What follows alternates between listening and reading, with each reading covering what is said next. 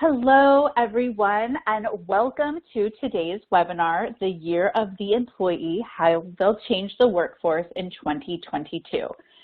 According to the Bureau of Labor Statistics, I don't know if you guys saw this, but a record 4.5 million Americans quit their job in November of 2021. And while we're starting to see more jobs being created, the question really remains, do you know the best way to retain your workforce? So during today's webinar, while we're not going to be able to solve all the problems, we are going to provide you with 5, we'll call them unexpected trends for the year that we believe will have meaningful impacts in shaping the employee experience and their well-being expectations. So in the next 60 minutes, you're going to discover how to help employees bring their authentic whole selves to work. We will uncover the forgotten part of health and how to make it a priority. We're going to understand how measuring the unmeasurable may actually lead to program success and spark some new ideas that can have an impact for your 2022 well-being strategy. So let's get started. First, I want to introduce myself. So my name is Julie Mallory. I am the Senior Events Marketing Manager here at WebMD Health Services, and I will be your moderator for today's webinar. Before we get going though, just a couple of things to cover here. This session is going to be recorded, so we're going to go over a lot of information. You will be sent the recording and these slides in the coming days, so you can go back and listen or share with a colleague. If you forgot to take a note, go back and find that information for you. So that will be sent to you here in the coming days. And then we also have time at the end for a little Q&A session. But if you have any questions that come up during today's webinar, you can just submit them right there in the question box, right there on your home screen, and we'll be sure to get to them after. If for some reason we do run out of time, we will follow up with you directly following today's webinar. And then finally, at the end, there's going to be a survey that's going to pop up. This is a way for you to share the feedback on the information that we shared with you today. It's just going to take less than a minute for you to complete. We really appreciate it, your insights and your input on the information that we shared with you today. We take that and we look at it when we create webinars in the future. So we really appreciate your support in that. Okay, let's meet today's speakers. So first we have with us Christine Muldoon. And Christine is our Senior Vice President of Marketing and Strategy here at WebMD Health Services. And she presents with me on these webinars from time to time. She's a dynamic speaker. She has a lot of information to share with you today. Christine, we're so happy to have you here with us. Welcome. Thanks, Julie. I'm excited for this one. And also no stranger to our webinars, we have Andrea Herron. Andrea is our head of people for WebMD Health Services, and she's also the host of our podcast, HR Scoop, which you will conveniently find a link for the podcast right there under the additional resources on the right-hand side of your screen. Andrea, hi, thanks for being here. Yeah, hi everyone, happy to be here. Great. So Christine, before I kick it over to you, we're going to start with a polling question. And this is for all of our attendees to jump in and participate in today's webinar. So we want to know, if you had to pick one word that describes your predictions for well-being in 2022, what would it be? Now you can only select one, so select the one that is best for you. Is it personal, flexible, intentional, connected, equitable, or maybe it's belonging? And Christine, while our attendees here are kind of thinking this over, why, just tell everyone, why are we asking this question? Yeah, so Julie, fun fact, everybody, I just learned this, but each year it has become a tradition for Major Wordsmiths to choose one word that sums up the shared experiences of the previous year. So, for example, 2020, the chosen word of the year, shouldn't be surprising, was lockdown. In 2021, the word of the year was resilient. So I'm not really sure why we do the word of the year, but regardless, many people believe it is to kind of help give you focus, make thoughtful decisions, and create positive change, which we're all excited for. So let's see what everyone thinks the word of the year for Wellbeing in 22 should be. Flexible is the winner. Rethinking where and when we work really makes sense.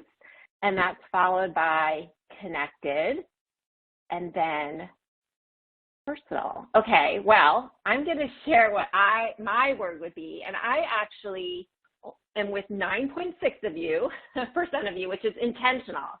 And, I think the word intentional for 22 because, we've really expanded our definition of well-being. So many have added new aspects and benefits to their well-being program. There's so many new focused vendors in the market. But this year, I believe that employers, possibly through the influence of employees, are going to be more intentional around things like mental health, their culture of well-being, even creating more meaningful connections and focusing on social versus just kind of checking the box with a benefit. So that's my word. I think it's going to be intentional. Andrea, do you have a word? It is really hard to pick a favorite out of this list. Tough choice, but I think I would also have to go with flexible. I think if we're not being flexible, it's not going to work going forward. All right. Well, let's see, Andrea, if the wordsmiths agree with us or our audience as well. Regardless of your word, this year is certainly going to be a pivotal year for employers and employees. I think we've heard a lot about the Great Resignation, the Great Reshuffle, whatever you call it.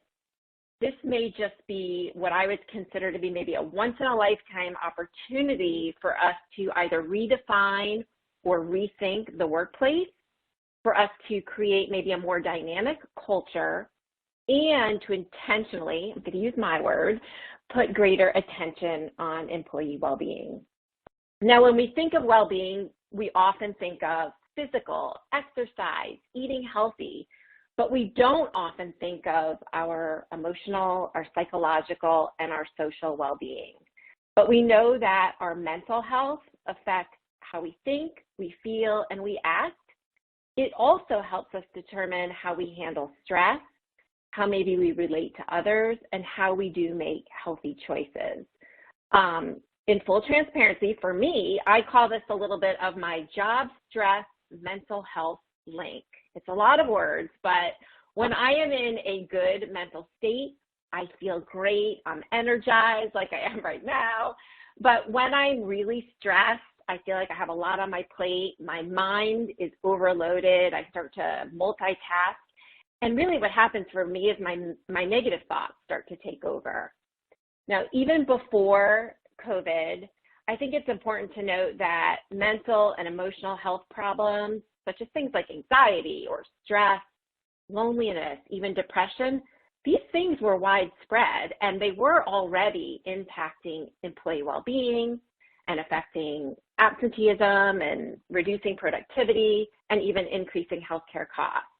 Now, you're looking at this slide. I'm not going to talk about these bullets because I think all of you have heard them in some shape or form. But when we think of employee well-being, we have to include mental and emotional health. So this is our number one trend for 2022.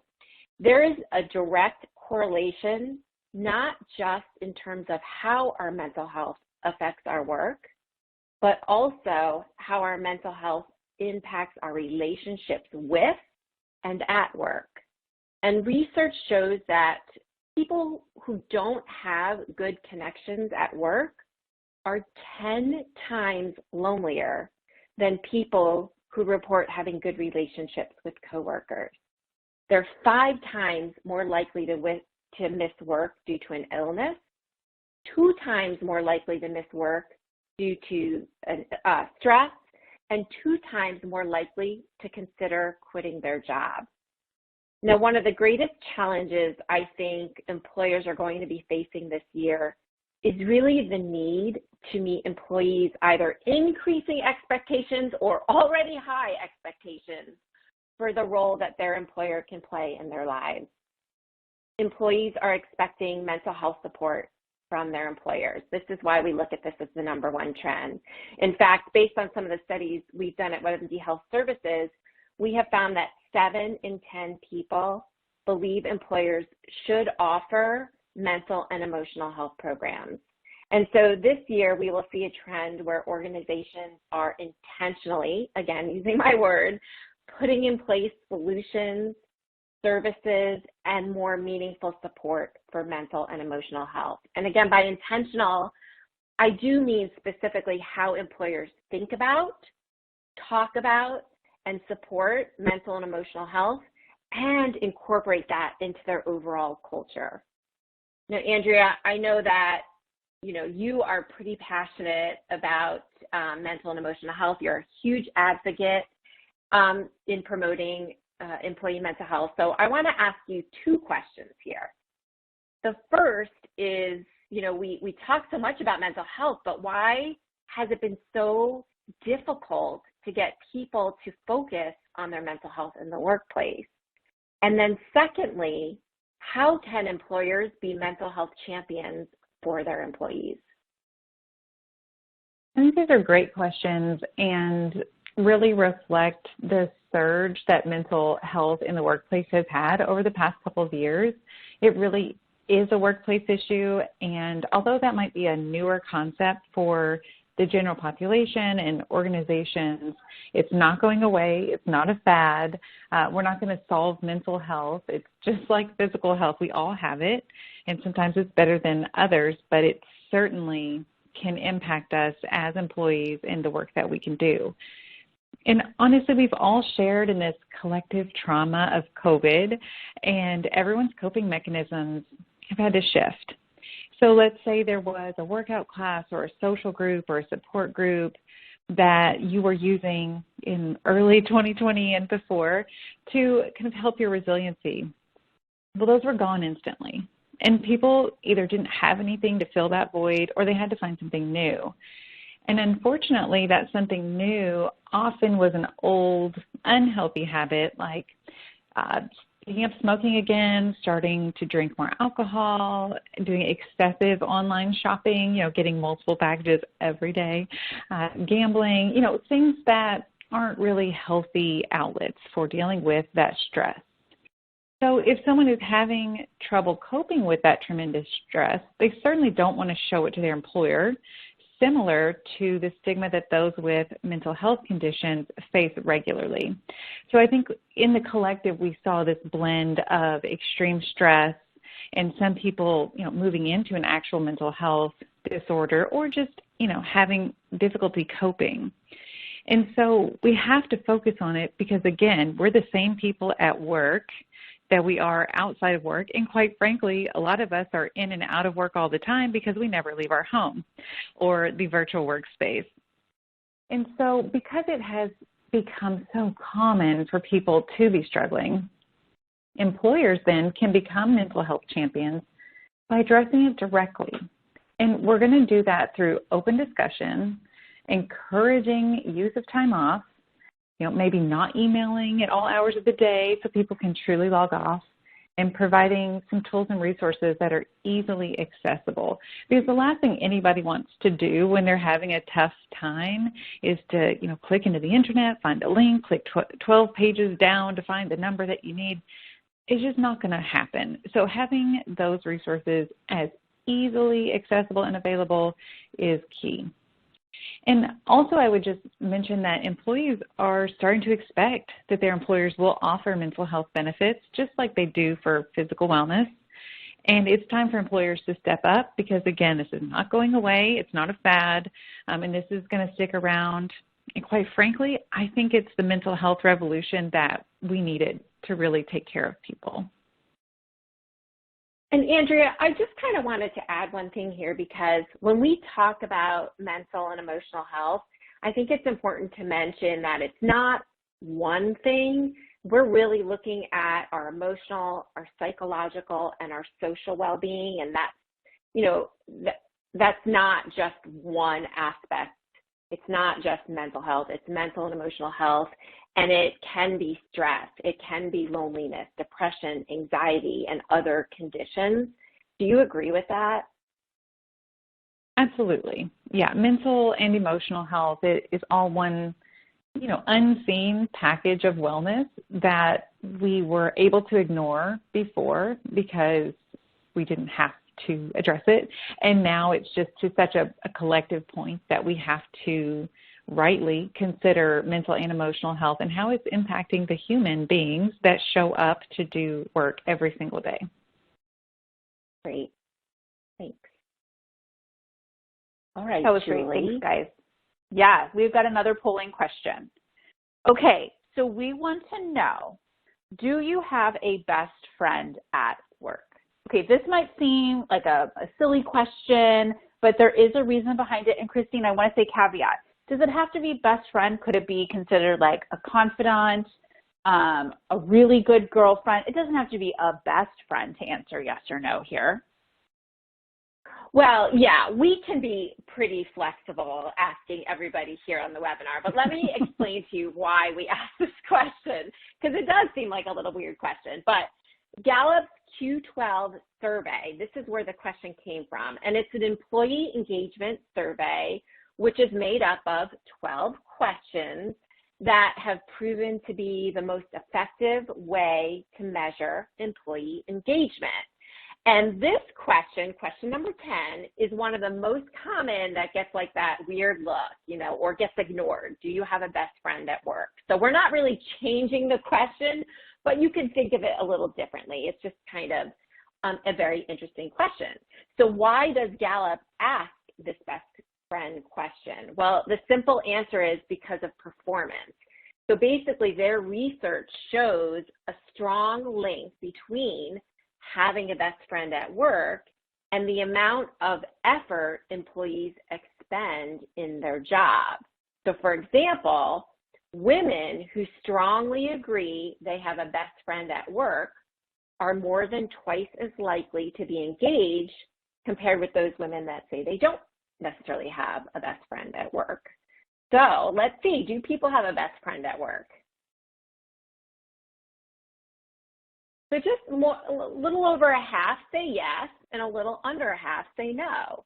And, it's really interesting to think about, and I'm just going to share with you a few points to consider as to this particular question. Number one, employees want more from their job than just a paycheck. Number two, work friendships increase productivity and engagement. And number three, culture determines whether friendships can naturally develop and thrive. Now, obviously, kind of these three ideas go out the window because it is so much harder in our current work environment, particularly if your organization is still completely remote or even having some aspects of hybrid, to even create and cultivate these kinds of relationships at work. So thanks for entertaining that question.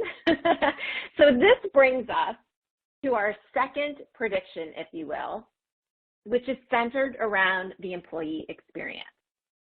Now, think about where you currently work. Maybe you joined the company because of the job, right? God, you're totally qualified. It's going to be a perfect match for you. And then, of course, you probably also looked at salary, right? And then maybe also the benefits. What is the benefit that this company is providing me? But what we have learned is that many people stay at their company because of the meaningful connections that they have created with the people that they work with. And we also know now that these connections are much harder to create. I mean, I have people on my team that joined in April of 2020. They haven't met a single teammate in person. So it's really hard to feel connected. And Gallup did a survey that found 50% of people say the pandemic changed their expectations towards their employer. And so for many of us, this current environment has prompted many to rethink their job and consider what they value at work and in their lives. To put it simply, Maybe a couple of years ago, your benefits were ping pong tables, you offered healthy snacks every day, but not sure that that's really enough anymore. Is it the right benefits for the current environment? And then we had a Korn Ferry survey, which found that 36% of professionals say they plan to take a different job in the near future because the pandemic allowed them to reevaluate what they want and the change that they may actually need. And so we're learning that employees definitely want to be recognized as people. We call this their human side. But how do you do that? Well, first, you might want to start with connecting with individuals, whether you're on a Zoom meeting or in person.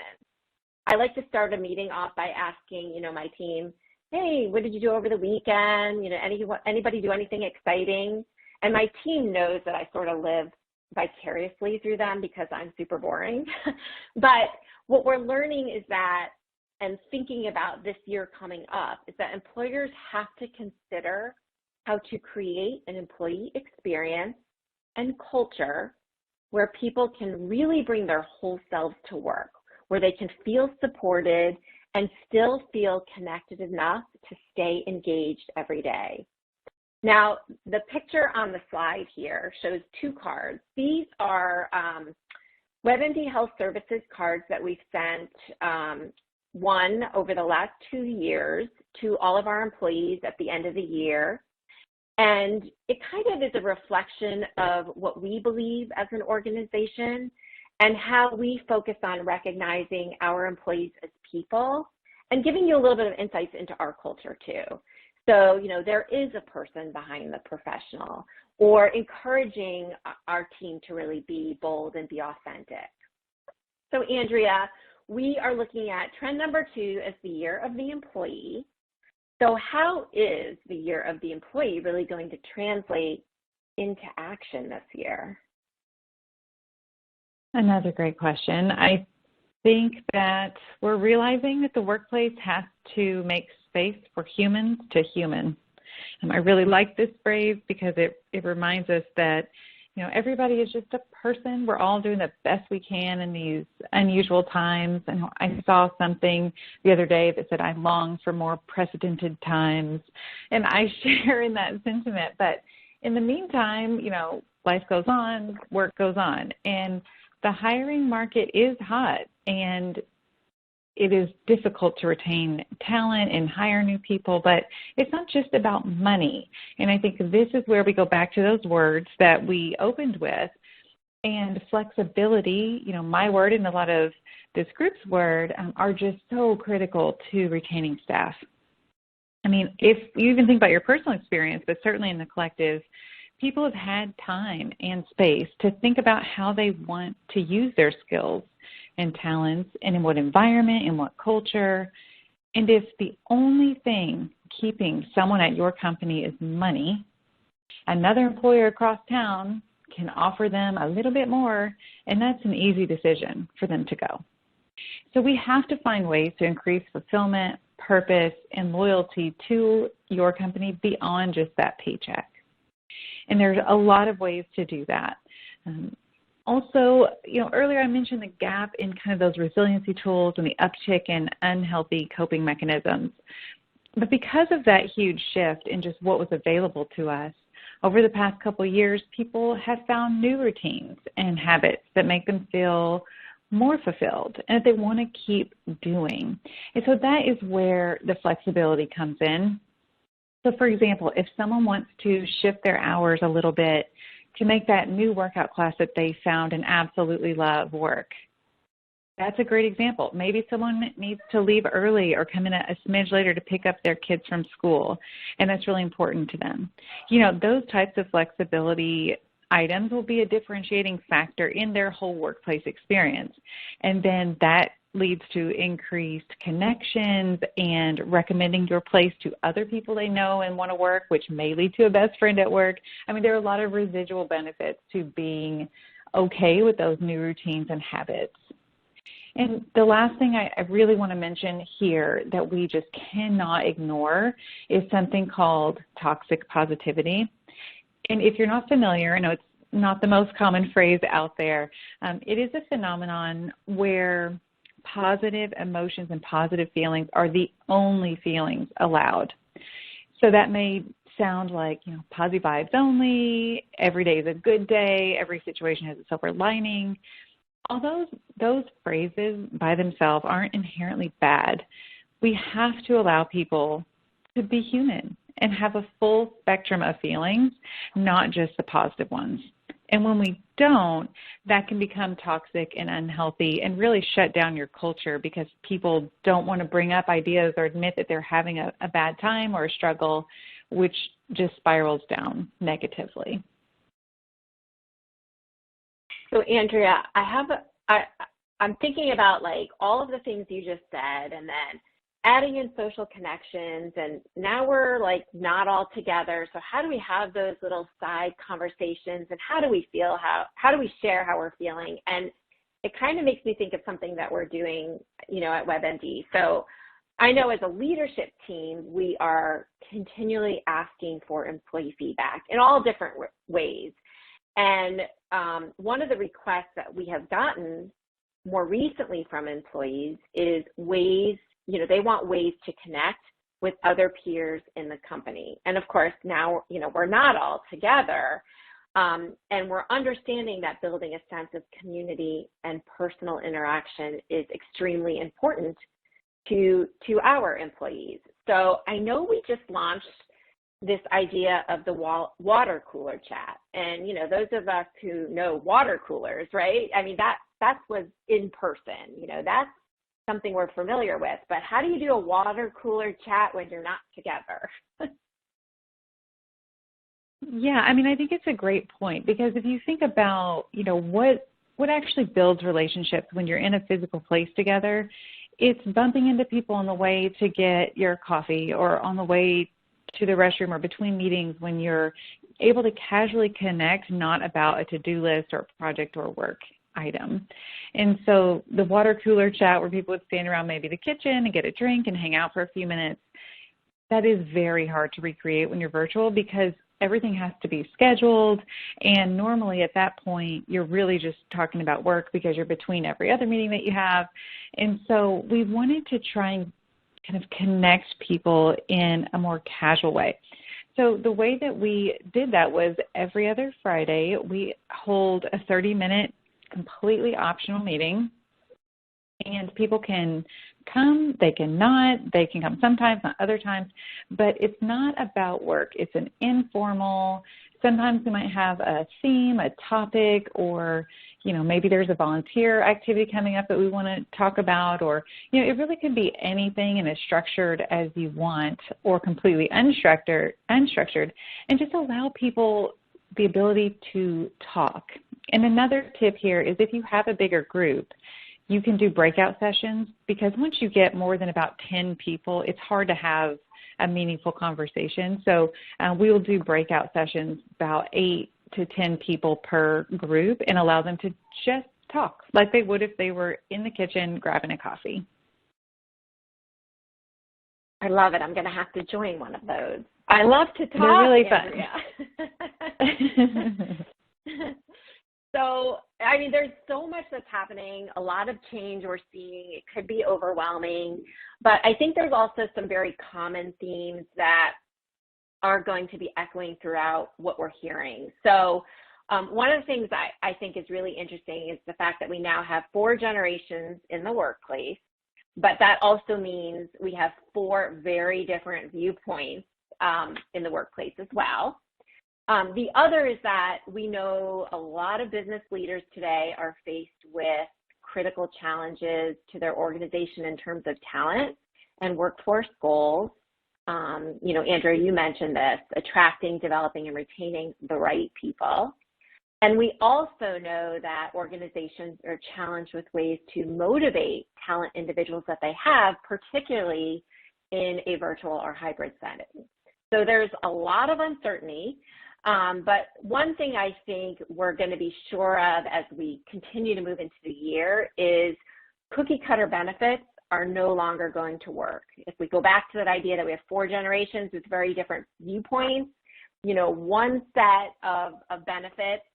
The vanilla is not what everyone wants. And so our third trend is kind of a little taking a different viewpoint. It's titled Measuring the Unmeasurable. So, okay, what do we mean by that?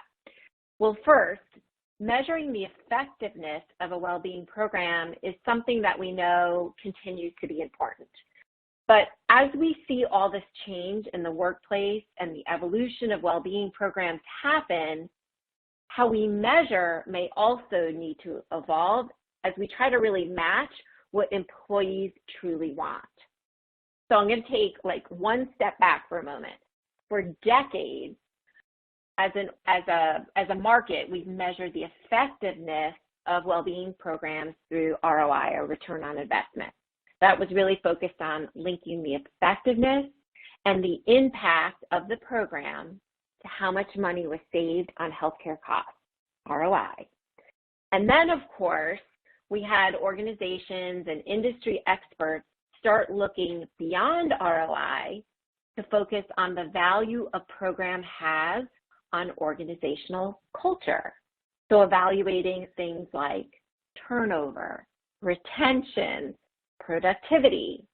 So the value of investment versus the return on investment.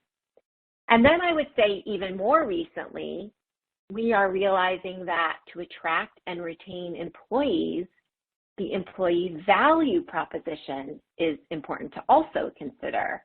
And that's providing a more human employee experience.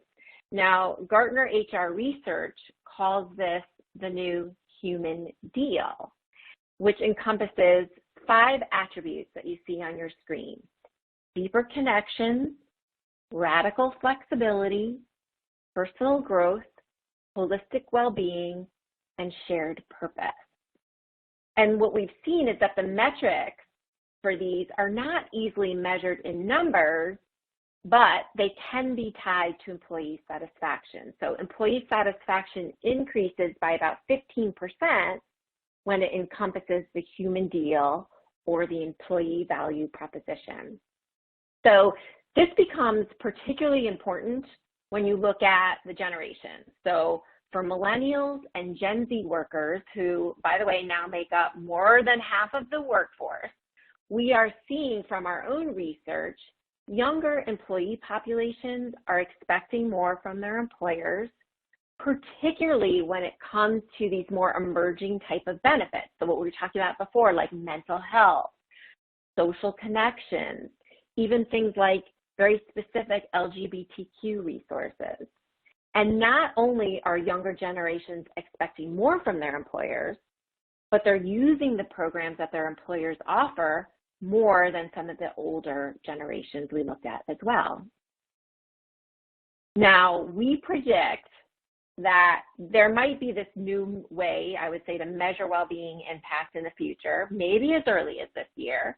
But we also are saying that we're not necessarily abandoning ROI or VOI, but that we predict that we'll see success measures expand in terms of how programs impact everyone in an organization in terms of things like meaningful connections or, being your personal best. So this is a new way to think about the success of a well-being program and maybe your overall culture overall. So Andrea, how can organizations look at these things and make progress on really delivering a more human experience in the workplace? It's a tall order, tough challenge, but it's something we have to do, and we have to be able to show the value of it in order to get the budget, the time, the brain space, the time on the calendar. So, you also mentioned, I want to go back just a second to the generational comment, because we do have a very broad span of generations in the workplace. And while there are certainly differences, what I'm noticing that is just interesting to me is that the amount of similarities regarding what people expect from their workplace experience is really getting more aligned. And if you think about it, that makes sense, because everything we do now pretty much is individualized. I mean, what news you get, what social media feed you're seeing, what photos pop up for you. I mean, anything and everything, it seems like, is more and more tailored all the time, but not at work. Right, it's kind of this last frontier where we're saying, no, there's one benefits package and take it or leave it. So I really think we have to reevaluate our approach to engaging people, because here it is, take it or leave it, just doesn't reflect the rest of a person's experience in the world anymore. And so you have to consider what is not a one-size-fits-all approach, but maybe there's a structure or some kind of tenets that you can measure and show that these pillars or these staples of a program work, and then how you tailor them might be different to what people want. So again, we're going back to flexibility. It was my word. I didn't even know I was going to talk about it this much, but I stand by it. So with regarding how we actually measure it, it is hard to measure individual happiness and resilience, and even harder for business, right? Because people want to show their best selves, and they don't want to seem in any way unhappy or non-resilient to their manager. But we need metrics. And so how do you show the value of engagement when it's those immeasurable qualities? Well, good news, I have some ideas. So some ways that you could provide data would be to look at simple things like participation in activities and events. So we just talked about the water cooler chat. You could look at how many people RSVP'd, how many people actually showed up, were there any connections made? You know, that's a stat. You know, you could look at it by, you could even break it down by group or department or level, if that's helpful, depending on the size of your organization. You know, another thing to watch, and not for content, but for comments in the chat. You know, maybe you have a meeting. You know, we do informal kind of company stand-ups every other week. The chat is on fire, and that shows engagement. That shows people are listening, they're present, and they're communicating with each other. It's different than what it used to be, but it's so much more interactive. And you can measure that, just saying how many people participated and spoke up during the meeting. Also, if you have a messaging platform, you can build communities. We have several, you know, and they're wonderful. We have state-based ones. We have interest or hobby-based ones like cooking or music, parent channels, fur baby channels. You know, there are all kinds of ways that you can create little communities, even virtually with an instant message platform. And then that's something else you have a number for. How many communities are there? Are people participating? Are they then spinning off to do other things? Also, participation in other initiatives or events, if you can get a sense that people are participating, to get those connections. And this whole thing, again, just to reiterate, really helps build relationships. And those relationships improve personal happiness, which is wonderful, but also, if we're talking about business, you know, related ideas here, it also increases productivity. It increases creativity and cross-departmental collaboration. And that in itself, that cross-departmental collaboration, I have seen be one of the most challenging things to achieve in a remote environment. Because again, if maybe you do have stand-ups with your working team or your function even, but how often are you getting people from different teams together? If you're not doing it formally, are you doing it informally? And even if you are doing it formally, how are people creating connections and building relationships? So if I have a question, I feel like I know that person and I could go over and ask them or ping them or set up a meeting because I'm comfortable.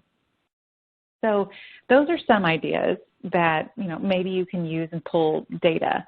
But another major tool that you have is an employee survey. This seems obvious, but sometimes we feel like we have to predict or pretend that we know everything. It is okay to ask. Actually, I think it's encouraged to ask. You know, we recently posted an article on our blog regarding this very topic, and it includes the idea of pulse surveys. So sometimes I think we assume, oh, if we're going to do an employee survey, it has to be 50 questions. We have to have, you know, follow-up action plans. And yes, you can absolutely do that. But you can also have 2 questions.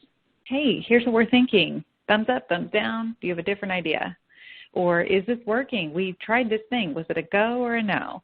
You know, so in that in that blog, there's ideas, there's questions you can ask, things to steer clear of so you don't get yourself in an awkward situation. But it is a great resource to simply ask, with a huge asterisk, as long as you are willing to follow up and not just ask to ask. There has to be some outcome, but you can do a quick check-in, and that gives you so much data, and you can course correct versus launching a huge initiative that nobody liked, but now you've committed to it, and so everyone's just going to suffer through it to the end. Well, I'm going to echo what you said on the survey, and we even have pulse surveys, which our clients leverage, and one of our clients, which we've done a webinar with and spoke at Conference Board too, but they surveyed their employees to find out what aspect was impacted the most for their health with COVID, and overwhelmingly the response was self-care, and they weren't expecting that, and so then they launched a whole week focused on self-care, and it was so well received. So it is important to listen to your employees and understand what their needs are. So we're going to transition to our next prediction, because I think it also plays into this too, which is the fact that the pandemic has also allowed workers to kind of take a step back and ask themselves some really critical questions.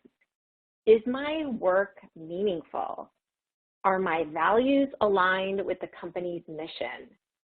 Do I feel like I belong here? Does my company value who I am as a person?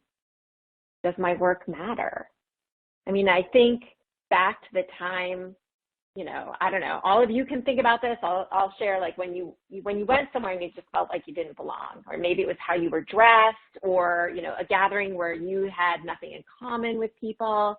Think about that. How did you feel? Uncomfortable, lonely? I mean, sometimes I would say I felt dumb, like I couldn't contribute to the conversation. When employees don't feel a sense of belonging, it impacts their daily engagement, their overall performance, and really kind of their behaviors, their interaction with people. And so part of the movement to care for the whole person and think about the employee's experience is that we need to consider how employees feel on the job and about working for your company. I think this is a huge pivot from just being an employee and doing your job. That's, back when I first started working. Now we have titled this trend as a sense of belonging. And belonging and well-being are going to be critical factors to driving organizational performance this year. So, Andrea, I'm guessing you're going to agree with this sense of belonging as kind of the next wave here, but how do organizations build a sense of belonging in the workplace? You are correct, and I have so many thoughts about this. I mean, really, if you zoom out, like you were saying, back in the day, like show up and do your job because your community was your purpose, your mission, your sense of belonging, how you contributed. And over the last couple of decades, that has really shifted as we've become more knowledge workers and, more online and in this global economy and global boundaryless communities where you could be, talking to anyone versus just the neighbor down the street. The workplace has shifted to become part of your community dynamics, which is why we've seen an uptick in, social justice involvement at an organizational level, with volunteering opportunities at an organizational level, with all of these communities, and talking about things like diversity and equity and inclusion. It's so important. And I think belonging is absolutely the next thing that is going to be right in line with this set of items. And if you think about it, it makes sense, because if we have people of different backgrounds, we've done a great job of, having equality within whatever statistic we want to measure, and we're including everyone, we're asking for the perspectives. Are we still going to get the best conversations, ideas, or outcomes if people don't feel like they belong there? And the answer is no, because like you said, I may have checked every box, but if I don't feel like I belong and I should be there, I'm not going to be comfortable to really contribute. So we can all remember probably a moment in our life where we walked into a room or a boardroom or some kind of space where you really felt uncomfortable. And you can do that in a physical workplace. It could also be in a remote workplace. And so we need to be intentional about it. You know, here, for example, we've done things such as promote healthy selfies, and people take a selfie or a photo of them doing something they love. Anything. It could be hiking, it could be cooking, it could be spending time with their family. And we put those pictures up on the walls. Or maybe there's a family holiday photo sharing contest where families and people are doing their favorite holiday activity, whatever it is. And then we showcase those either virtually, slideshows at meetings, on the TV scroll, or wherever you can. It makes people feel like they belong when they see themselves or others like them reflected in the images in your company. And so it's really important to start thinking about how you can incorporate this sense of belonging in your workplace. And, you know, there's certainly a history of injustice and marginalization of underrepresented groups. And so you need to take a step back and think about what are you doing for DE&I.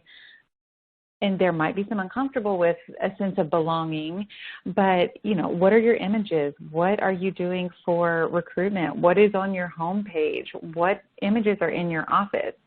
Do new parents feel like they belong in a space, or is it all about the happy hour after work that they can never go to? You know, are people of color, do they feel like they belong? Do women feel like they belong, or are there subtle cues? Is the office set up in such a way that it makes people feel exposed? Or, you know, are there even things as simple as greenery? Having greenery, plants, light, things like that can really make people feel more comfortable in even allowing them to decorate their own space in a way that reflects who they are openly, can make someone feel like they belong. So this is a huge topic, but when employees feel like they're included, accepted, and belong, they're going to be more engaged. They're going to be more productive because all that time that they might spend trying to blend in or pretend like they know what they're doing, they could instead refocus on those shared goals with more motivation and just overall positivity and excitement. They're going to be less stressed out because, again, they're going to have that social support and feel like their organization appreciates them for the individual they are.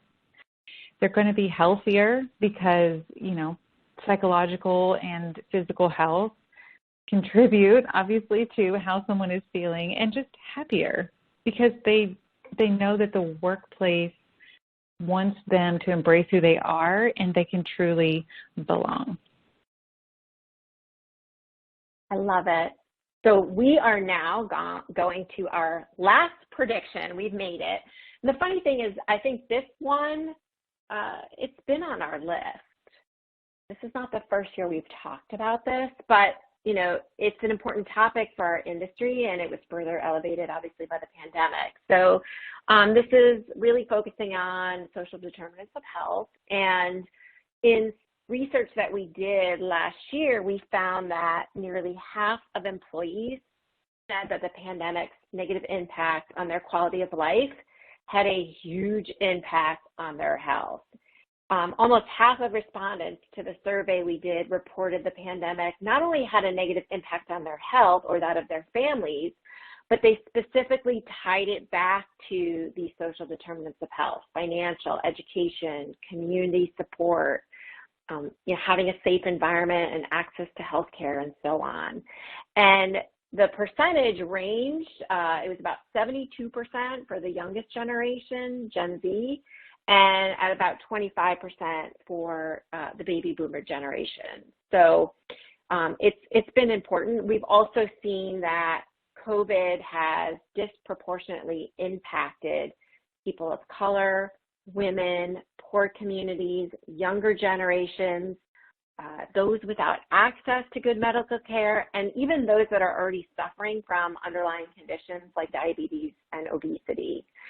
So we do believe that 2020 is the year that employers really build out bigger strategies to commit to actions that eliminate inequities in the workplace And by initiating and working towards health equity in the workplace, I think there is a tremendous opportunity for all employees to have really a fair and a just opportunity to be as healthy as possible. And research shows that obviously promoting health equity can benefit employee health and productivity, which we've been talking about as well. So Andrea, I'm going to ask you this question too. How might organizations think about, strategize, and really improve health equity? We know it can't be like, all in. It might have to, one step at a time kind of focus. Yeah, so I think it really reiterates some of the things we have already been discussing, because you have to find out what matters to your staff and in your various communities. So, for example, you may have organizations in other cities than where maybe your headquarters are or whatever, and what matters to those employees may be completely different than somewhere else. So it really ranges, and you have to pay attention and ask. For example, I've heard in some hospitals, they've brought in groceries for the healthcare workers who've been too exhausted and time limited to go grocery shopping. Some groups I know have offered to purchase meditation programs or home workout gear for staff. I've even seen where people have added caregiver budgets or resources to support those with new caregiving responsibilities. And the list goes on. And yes, some of these things cost money, but if you're going to have budget, you just really need to think about the best use of that budget and what matters to people. It completely goes back to what I mentioned earlier about the individualization. And somebody might say, oh, it would be really wonderful for me to have a caregiver support. Another person's like, you know what I would love? Doggy daycare. I cannot focus because I'm stressed out because my dog is here in every meeting, and although people love to see my dog, I can't get anything done. Okay, well, maybe that helps someone increase their focus and their mental health. So as another example, here at WebMD Health Services, we've tried to locate volunteer and community efforts with activities like a Do Good challenge. So you have a list of things like, here's some amazing kind of pass it on Good Samaritan ideas, and maybe there's a challenge or prizes. You can do on-the-clock volunteer opportunities. You can host, we hosted a Crafty Wonderland auction, which was maybe one of my favorite things. And people, could do whatever craft they wanted, and then we donated all the money to various charities that align with our company values in people's local communities. Also, art shows highlighting employee family talent, encouraging people to exercise, to have, challenges. Some people really love that competition, or even reimburse people for group events or races to get out in their community. So know what matters, allocate some budget dollars, move some things around to support the causes. I mean, this is meaningful, and it shows your employees that you care about them and their overall quality of well-being in the broader community, not just the work that they're producing every day. All right. Well, Andrea, we shared 5 predictions today, but, there's probably so many more we can really think of. And in the spirit of, talking about what we've been talking about, we would love to poll our audience and, see what you guys think of the predictions that we had listed. We shared 5, but we believe that, there are many other trends that will really have a meaningful impact in shaping the employee experience and employee well-being expectations. So which would you add to our list? We've added some additional predictions or trends that we were looking at. Is there one that really stands out to you as that this one has to be on the WebMD list? We would love to get your thoughts on where you all see the market going. We'll give you just another quick minute and then we'll summarize. Okay. Company culture must continue to evolve I have to scroll down, is tied with focus on creating employee loyalty and differentiate on benefits, align with generational and personal needs. So those are the 3 that are tied for the next one on our list. So we'll have to add those to it, Andrea. it's just great to get everyone's perspective. So let's just take a quick look back. I'm going to use phrases instead of words now. So we had 2020, which we were viewing as the new normal, how we lived and worked. 2021 was coined as the Great Resignation. As we know, employees started to consider the relationship that they have with their employer. And today we shared with you why 2022 will be the year of the employee.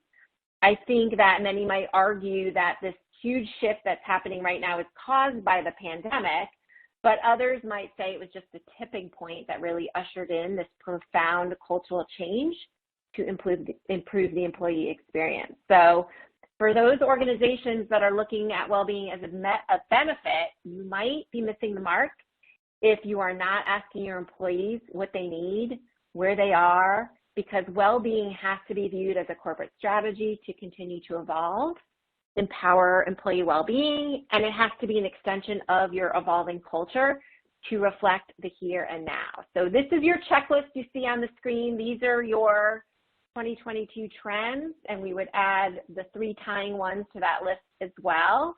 But I think at this point, we're gonna have a few minutes for questions, Julie. Yes, we just have a few minutes left because that was a jam-packed webinar. Fantastic job, you guys. Real quick, Andrea here, one thing that we keep hearing from our employees is burnout. Do you have any tips to manage that? Sure, it is definitely an issue after, just everything, we've all lived through it. So some things you can do is the obvious, encourage use of time off, but people just haven't been taking it. Staycations, it didn't have, quite the same ring to it. So if just encouragement isn't working, you could create no meetings Fridays or another day that makes sense for, giving people a break from the screen and the constant back and forth of meeting.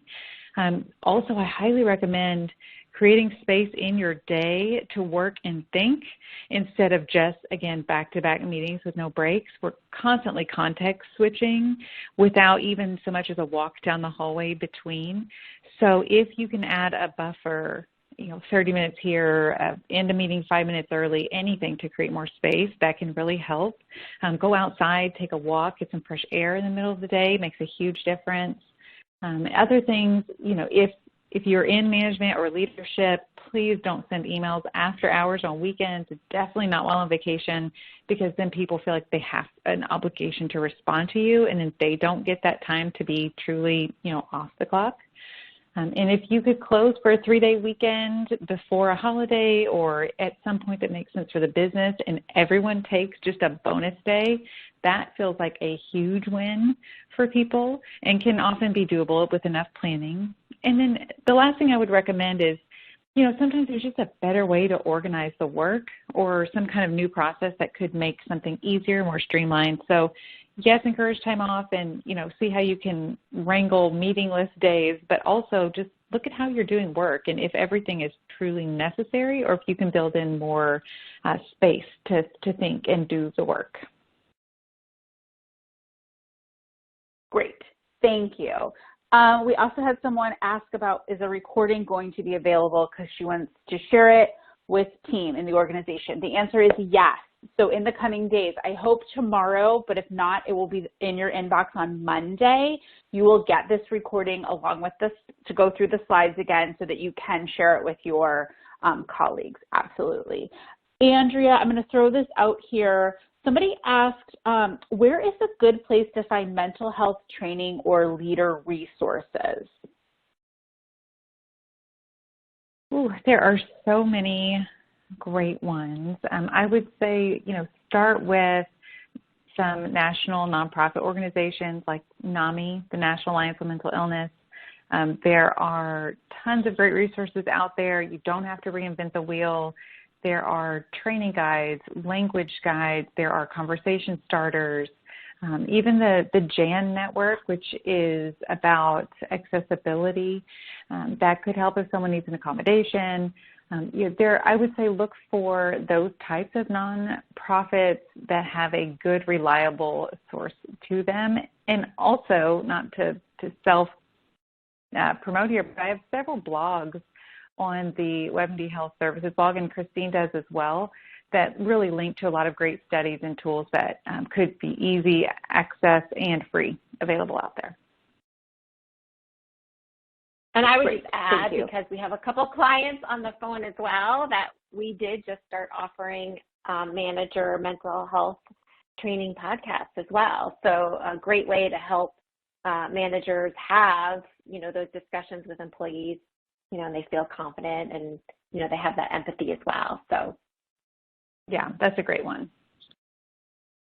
Awesome. We also got kudos for all of you. Thank you so much. This presentation was great. Thank you. Thank you. And someone said that they started break room chats every Tuesday morning, and it has been amazing. So it's another really great way to connect. We have a handful more of questions that we did not get to. We are at time. I'm so sorry. I want to let you know we're not going to leave you hanging. We are going to follow up with you individually to get these questions answered, and we will follow up in your inbox. Christine, Andrea, thank you so much for your time. Thank you, everybody, for joining us today.